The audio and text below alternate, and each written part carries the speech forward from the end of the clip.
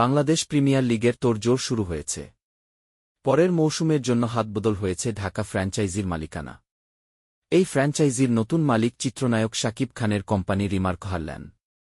Shakib Khan Dhaka franchise কিনে নিয়েছেন বলে নিশ্চিত করেছে বাংলাদেশ ক্রিকেট বোর্ডের বিসিবি একটি সূত্র। ওই সূত্রটি বলছে, সাইনিং মানি প্রদানসহ ফ্র্যাঞ্চাইজি কেনার আনুষ্ঠানিক প্রক্রিয়া সম্পন্ন হয়েছে। প্রসাধনী ও হোম কেয়ার পণ্যের প্রতিষ্ঠান রিমার্ক হারল্যান্ড।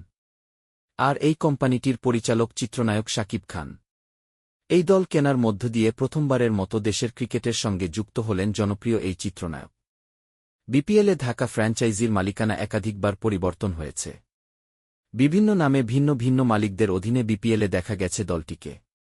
বিপিএলে দলের মালিকানা পরিবর্তন হলেও আদৌ বিপিএলের পরবর্তী আসর সময়মত শুরু হবে কিনা তা নিয়ে শঙ্কা রয়েছে।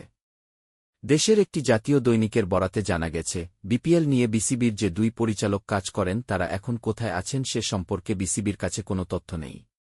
শেখ হাসিনা সরকারের পতনের পর বিসিবির সভাপতিসহ বেশ কয়েকজন পরিচালকের অবস্থান সম্পর্কে আপাতত ধোঁয়াশা রয়েছে। তাই স্বাভাবিকভাবেই বিপিএলের ভবিষ্যৎ এখন শঙ্কার মুখে।